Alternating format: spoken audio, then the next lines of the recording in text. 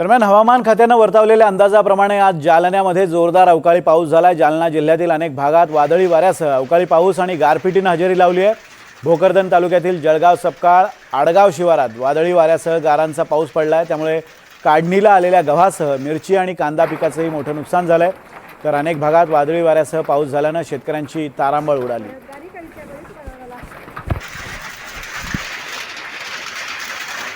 तर तिकडे लातूर जिल्ह्यातील रेणापूर तालुक्यात वादळी वाऱ्यासह झालेल्या गारपिटीमुळे मोठं नुकसान झालंय।